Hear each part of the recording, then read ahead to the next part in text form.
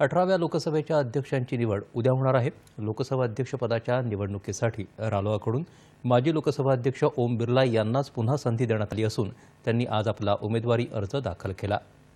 तर इंडी आघाडीकडून काँग्रेसचे खासदार के सुरेश यांनी उमेदवारी अर्ज भरला। पंतप्रधान नरेंद्र मोदी यांच्या अध्यक्षतेखाली आज सकाळी रालोआची बैठक झाली। त्या बैठकीत बिर्ला यांच्या नावावर शिक्कामोर्तब करण्यात आलं। सध्या भाजपा खासदार भर्तृहरी मेहताब हे हंगामी अध्यक्ष म्हणून काम करत आहेत। लोकसभा अध्यक्ष निवडणूक होईपर्यंत तेच पीठासीन अधिकारी म्हणून कार्यरत राहणार असून अध्यक्षपदाची निवडणूकही त्यांच्याच देखरेखीत होणार आहे।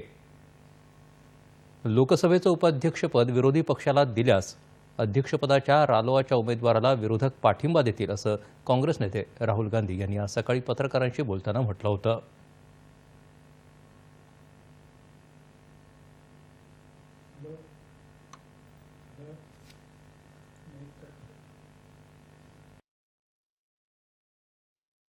प्रधानमंत्री ने कहा है कि ऑपोजिशन को कंस्ट्रक्टिवली सरकार के साथ कोऑपरेट करना चाहिए।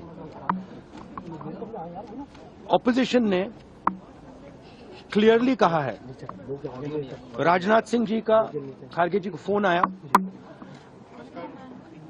राजनाथ सिंह जी ने खारगे जी से कहा देखिए आप हमारे स्पीकर को सपोर्ट कीजिए। ऑपोजिशन, पूरी ऑपोजिशन ने कहा है, हमने सब के सब से बात की है, पूरे ऑपोजिशन ने कहा है कि हम स्पीकर को सपोर्ट करेंगे, मगर कन्वेंशन ये है कि डेप्यूटी स्पीकर ऑपोजिशन को मिलना चाहिए। या संदर्भात भाजपा नेते राजनाथ सिंह यांना कळवलं आहे, मात्र त्यांच्याकडून अद्याप प्रतिसाद आलेला नाही असं राहुल गांधी यांनी सांगितलं होतं। मात्र सरकार आणि विरोधकांमध्ये या मुद्द्यावर सहमती होऊ शकली नाही, त्यामुळे काँग्रेसनं आपला उमेदवार निवडणुकीच्या रिंगणात उतरवला आहे। दरम्यान विरोधकांनी अध्यक्षपदावरून केलेल्या राजकारणावर भाजपानं कडाडून टीका केली आहे।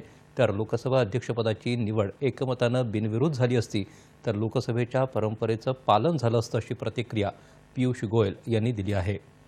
अध्यक्षपद पक्षीय राजकारणाच्या पलीकडची बाब आहे।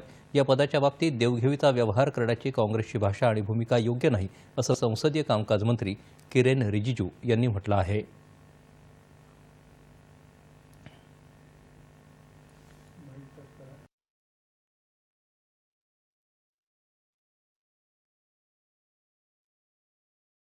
परंपरा के अनुसार स्पीकर का पद जब से भारत आजादी प्राप्त किया है आज तक कभी चुनाव नहीं हुआ और हम चाहते हैं कि इस बार भी लोकसभा अध्यक्ष स्पीकर का पद को निर्विरोध कंसेंसस सब मिलकर के चुना जाए, ये हमारा मत है। इसलिए हमने संपर्क भी किया और अपील भी किया। कांग्रेस की ओर से कहा गया कि वो समर्थन देंगे, मगर पहले डिप्टी स्पीकर पद को उनको देने का घोषणा किया जाए। हम ये मानते हैं कि स्पीकर का पद और डिप्टी स्पीकर का पद दोनों का चुनाव प्रक्रिया अलग अलग होते हैं, दोनों का चुनाव एक साथ नहीं होते हैं। स्पीकर का चुनाव पहले होते हैं, बाद में डिप्टी स्पीकर का होते हैं, तो दोनों को एक साथ मिलाना ये सही नहीं है।